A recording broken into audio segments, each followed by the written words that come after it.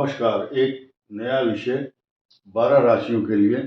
आज एक इतनी महत्वपूर्ण सूचना आपको दे रहे हैं जो पूरे विश्व के लोगों के लिए उतनी ही महत्वपूर्ण जाननी, जितना कि आप भोजन करना जरूरी समझते हैं उतना ही इम्पोर्टेंट ये न्यूज है आपके लिए।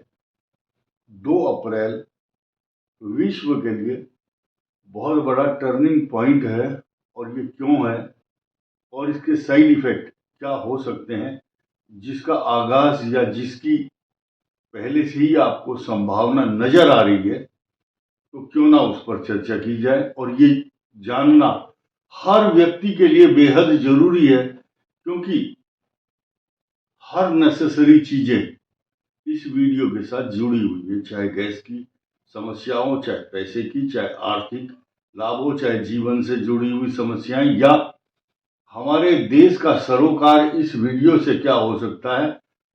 हमें दूसरे देशों की इतनी चिंता नहीं है, लेकिन जितने भी देश हैं बाहर, हमारे देश के नागरिक वहां रह रहे हैं, उनके लिए तो चिंता करना स्वाभाविक है।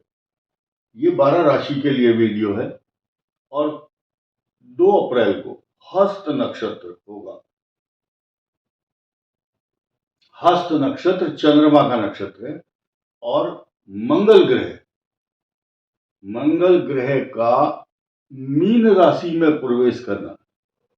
मीन राशि ये बृहस्पति की राशि है, और बृहस्पति का ही नक्षत्र है। उत्तरा भाद्रपद से पहला है पूर्वा भाद्रपद, लेकिन यहाँ शनि अपने ही नक्षत्र पर है और सूर्य इनके साथ है। मंगल के साथ ये अति Tapi extreme hot planet, destruction के जो प्रतीक माने जाते हैं, या अग्नि कांड, विस्फोटक, परमाणु संयंत्र से लेकर तेल के कुओं में आग लगाने की जो एक योजना है किसकी, इन तीनों ग्रहों की, या ये प्रतीकात्मक रूप बन चुके हैं।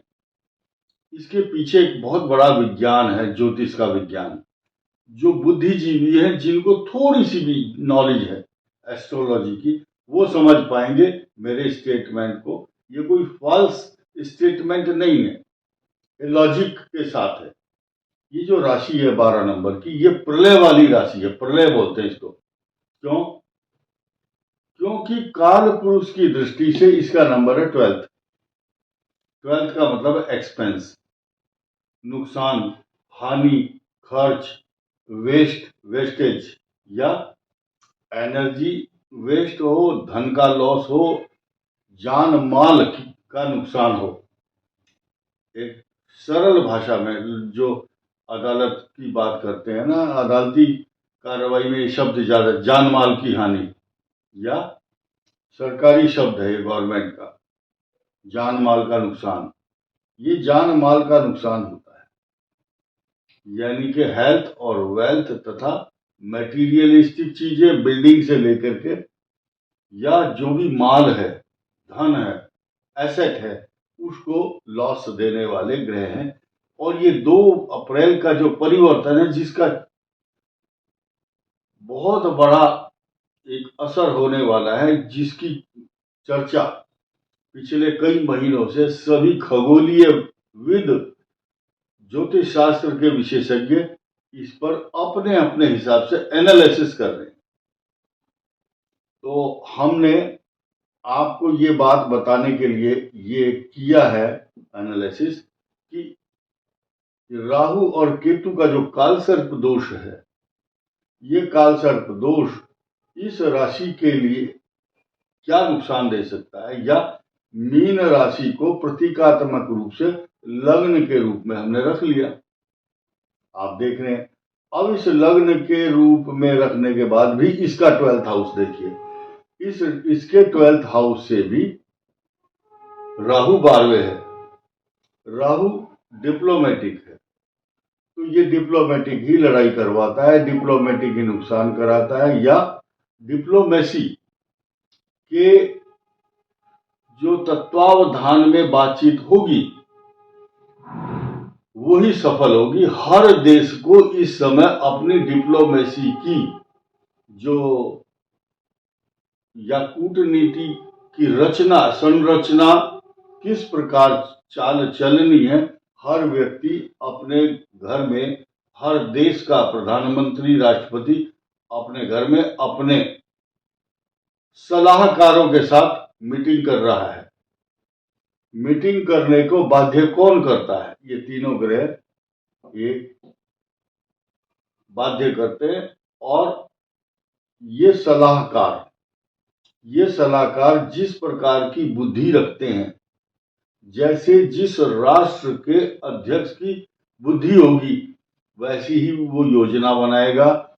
और कुछ राष्ट्राध्यक्ष शासक ऐसे होते हैं, वो डिप्लोमेटिक बात नहीं मानते, वो ये चाहते हैं कि मेरी साख कम ना हो जाए, मैं कहीं झुक ना जाऊं, मेरा डंका चारों तरफ बजता रहे और लोगों के अंदर ये संदेश जाए कि मैं ही बहुत बड़ा अधिपति हूं इस संसार का।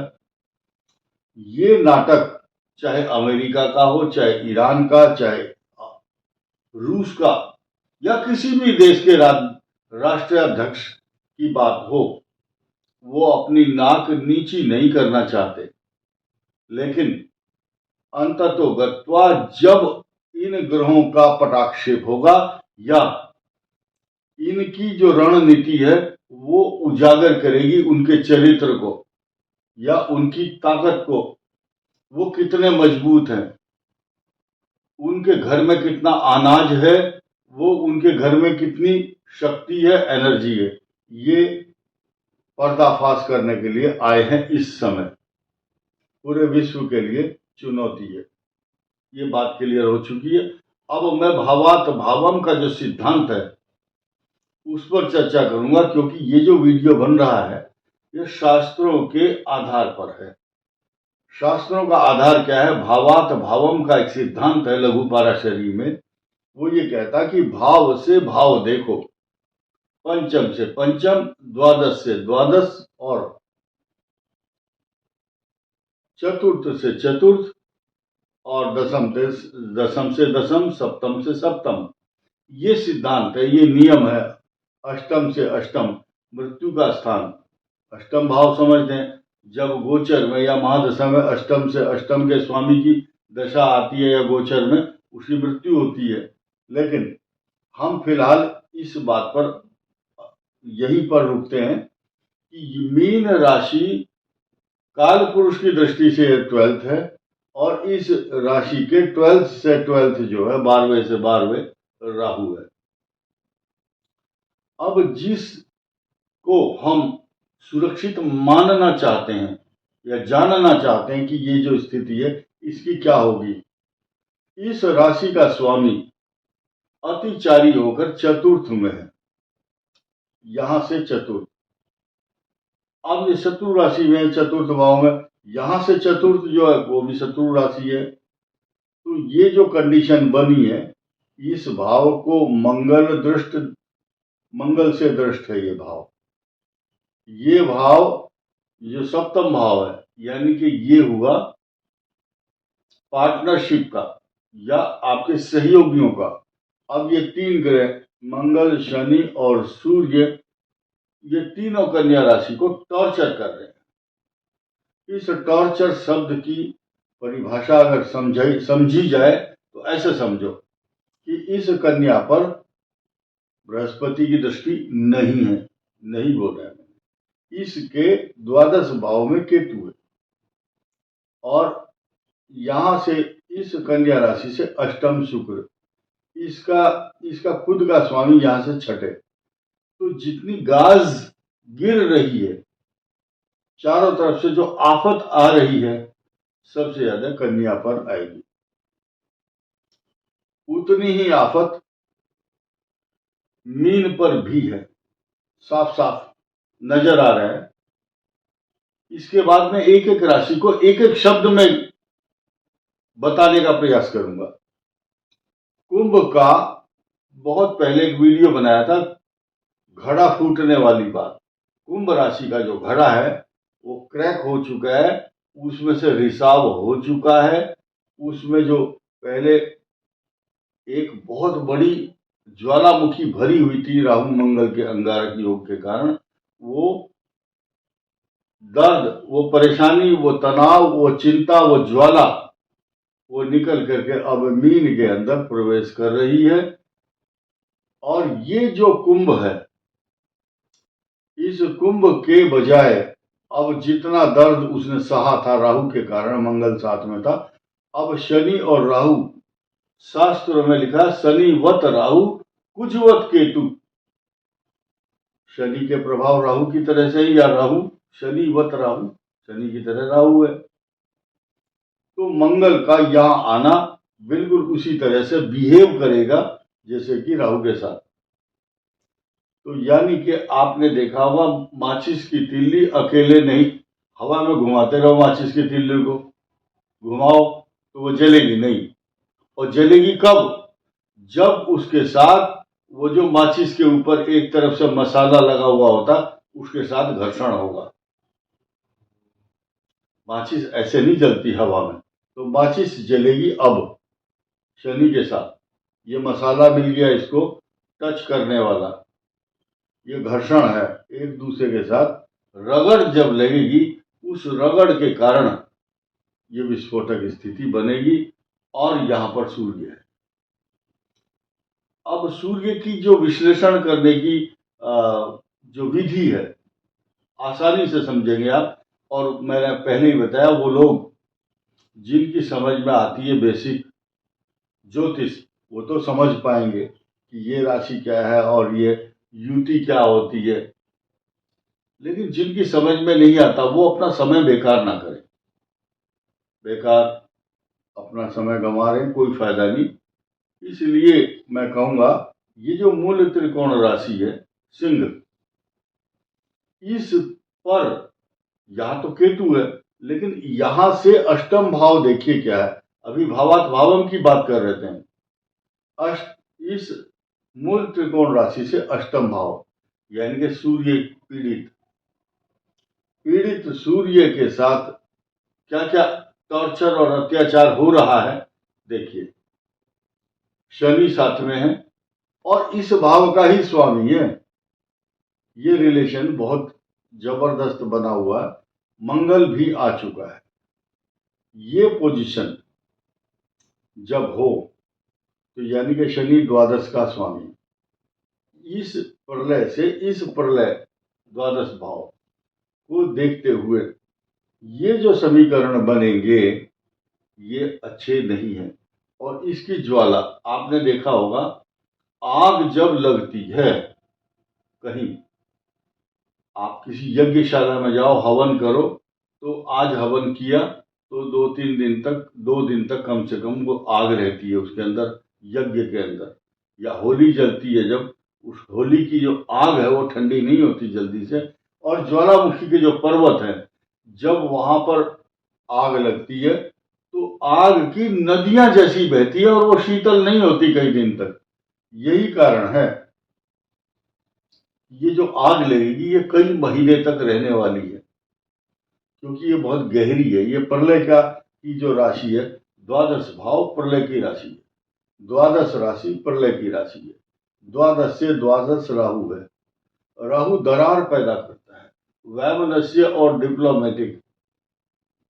कुछ देश ऐसे होंगे आपस में बात कर रहे हैं, उनके राष्ट्रीय अध्यक्ष चाय भी पी रहे हैं और बहुत अच्छी how are you, good morning, I am very fine, I wish you all the best, ये ऐसे सब शब्द बोल रहे हैं। लेकिन अंदर ही अंदर उनको पता है कि इसको नुकसान पहुंचाना है। कोई किसी को गैस नहीं देगा, कोई किसी को ऊर्जा के जो सहयोग नहीं करेगा। इस प्रकार की जो कूटनीति है, ये इन तीनों ग्रहों के कारण हर देश के साथ हो रही है इस समय। हर देश चिंता में सिर पकड़ करके बैठा हुआ, नोट कर लीजिए। किसी भी राष्ट्राध्यक्ष की शक्ल देख लो, वो उसका जो चेहरा है बुझा हुआ नजर आएगा। जिस चेहरे पर 440 वोल्ट का फोकस दिखाई देता था चमकीला, आज वो 0 वाट के बल्ब की तरह दिखाई दे रहे हैं।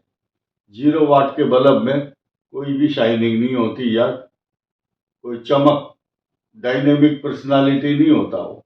ये जो है सूर्य मंगल शनि, इस प्रलय के कारण राष्ट्राध्यक्षों की जो डायनेमिक पर्सनालिटी है उसको धूमिल कर रहे हैं या चिंताजनक बना रहे हैं। रात को नींद नहीं आ रही है, क्योंकि पूरे विश्व के अंदर एक तहलका मचाने का जो काम है इस ग्रह के कारण 2 अप्रैल से शुरू होगा। ऐसी स्थिति में कुछ लोगों की जो साजिश है, ये साजिश समझो तो वो अलग नजर आएगी डिप्लोमेसी के तौर पर। और इस वीडियो को कुछ लोग बोलते हैं ये डराया जा रहा है हमें, नहीं, ये सिर्फ सावधानी के लिए है। और जिनको डर लगता है आप इसको वीडियो को नहीं देखना चाहिए। ये धनु राशि से लेकर के और मेष और सिंह, ये 3 राशि प्रभावित ज्यादा होंगी। अब मैं चर्चा करता हूं एक एक राशि की। मीन राशि सबसे अधिक प्रभावित होगी। इसके सम्रांगण में ये तीनों ग्रहों की उपस्थिति है। कुंभ 80% राहत पा चुकी है और इनके पाप, ताप, संताप और प्रलाप जो भी कष्ट थे वो 80% इनके कम हो चुके हैं ऑटोमेटिकली। साढ़े साथी के कारण कुछ कष्ट हैं, वो अलग मैटर है। आपको अपने दाम्पत्य जीवन को संभालना चाहिए। अब उसमें कोई दरार नहीं आएगी, आपको प्रयास करना चाहिए। सिंह राशि के भी दाम्पत्य जीवन में अब जो आग और विस्फोट हो रहा था, घड़ा भर चुका था क्रोध का, वो खत्म हो जाएगा। अब एक एक राशि के लिए चर्चा करते हैं। मेष के लिए ये द्वादश भाव अच्छा नहीं है। आमदनी के हिसाब से ये अच्छा है। कई सारे गिफ्ट मेष राशि को जरूर मिलेंगे, लेकिन टॉर्चर करने वाले ग्रह साढ़े साथी के कारण कष्ट दे रहे हैं। ये वृषभ राशि के लिए इन तीनों ग्रहों की जो पोजीशन है वो बहुत बड़ा विस्तार लेकर आएगी आपके लिए। इस सृष्टि में सारे लोग भले ही कष्ट पाएं, रिसोर्सेज खत्म हो जाएं, वृष राशि की समस्या नहीं रहेगी। वो बात अलग है कि इनको ये जो केतु ग्रह है 6 दिसंबर तक यहाँ बने हुए हैं, इनकी जो उपस्थिति वो रहेगी। मिथुन के लिए शुभ फलदायक होगा। कर्क के लिए 80% समस्याओं का दौर समाप्त हो चुका है इस मंगल राहु की युति अंगारक योग समाप्त होने के बाद। सिंह को अपनी मैरिज लाइफ को बहुत संभाल के चलना है। आपकी नौकरी, व्यापार, प्रतिष्ठा, मान सम्मान, प्रमोशन, धन सब मिलेगा। कन्या के लिए ये स्थिति अच्छी नहीं है, बिल्कुल ठीक नहीं है। इनकी सामाजिक प्रतिष्ठा बनी रहेगी और जितने भी सरकारी काम या इनके मुकदमे या पेंडिंग काम थे वो बनेंगे। तुला के लिए ये पोजीशन बहुत ही अजीबोगरीब होगी, रोग कारक होगी, लेकिन कंपटीशन, झगड़े कई प्रकार के जो भी होंगे उन सब पर तुला राशि विजय प्राप्त करेगी 100%।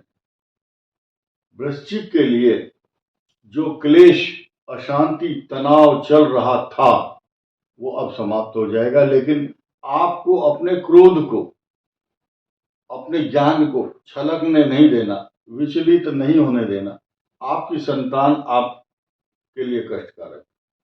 आपको अपने स्वभाव पर नियंत्रण रखना, जल्दबाजी नहीं करनी। ये झुंझलाहट का भी ग्रह है, यहाँ पर पंचम भाव, बुद्धि खराब हो रही है, भ्रमित हो रही है।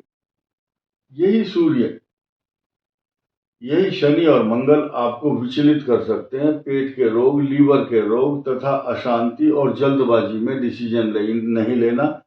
ये मंगल यहाँ एनर्जी भी देगा, आपको नए नए ज्ञान, विज्ञान, कला, कौशल की उपलब्धि भी कराएगा। सचेत होकर के चलें, क्योंकि अष्टम बृहस्पति है आपका। धनु के लिए ये चतुर्थ भाव। कुछ धनु राशि वालों की जिनकी अच्छी दशा चल रही है, जिनकी सूर्य की दशा, चंद्र और मंगल की दशा चल रही है, राहु की, ये सब अच्छी हैं। परंतु ढैया के कारण आप अगर किसी सवारी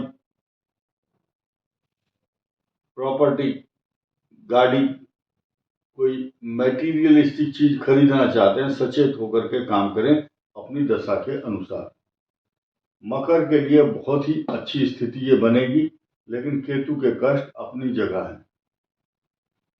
संतान, इनकी संतान के लिए ये थोड़ा सा कष्टकारक होगा। आपके विरोधी और शत्रु बहुत आपके लिए षड्यंत्रकारी बन जाएंगे, लेकिन उनकी षड्यंत्र को पहचानना या लेन देन के मामले में बहुत सचेत होकर के चलना होगा, क्योंकि आपका जो तीसरा भाव है, इस तीसरे भाव का जो मंगल है, इसकी दृष्टि छठे भाव पर होगी, आपके छठे पर। इसलिए मकर को सचेत होकर चलना होगा। कुंभ के लिए 80% जो राहु मंगल का अंगारक योग है वो समाप्त हो चुका है। अब वो आपके लिए पॉजिटिव फल देगा, क्योंकि आपके राशि पर बृहस्पति की दृष्टि है, शनि की साढ़े साथी है, इसलिए आप चिंता मत करो। शनि आपकी राशि का स्वामी, आपका बहुत बड़ा कोई बिगाड़ नहीं आएगा। सचेत होकर के चले, सावधान रहें, षड्यंत्रकारी लोगों से बचें, मैरिज लाइफ को संयमित रखें। मीन राशि के लिए ये जो उपलब्धियां हैं, बहुत सारी उपलब्धि इसलिए भी होंगी क्योंकि इनका जो भाग्येश होता है मीन का, वो मीन के साथ है। द्वादश शेष साथ में ये खर्चे तो कराएगा, टिकने नहीं देगा एक जगह पर। और ये सूर्य आपके नेत्र पीड़ा, हृदय रोग, बीपी की समस्या, पैरों में कष्ट, ये सब कुछ दे रहा है, पेट के रोग भी देगा। तो बहुत सोच समझ कर कार्य करें। इन सब समस्याओं का एक ही निदान है, एक लघु मूल मृत्युंजय मंत्र होता है, आप उसको सर्च कीजिए। ओम जूम सह माम पालय पालय जू सह जूम ओम, उल्टा करना बाद में, तो आप गूगल में भी सर्च कर सकते हैं। लघु मूल मृत्युंजय मंत्र का जाप, हनुमान जी की उपासना। कलयुग में जो हनुमान जी की उपासना करता है, हनुमान जी सदैव अमर रहते हैं, और उनको थोड़ा भी स्मरण करते हैं आप, तो एकदम आपके लिए हमेशा उपलब्ध रहते हैं। इस वीडियो में इतना ही। धन्यवाद, नमस्कार।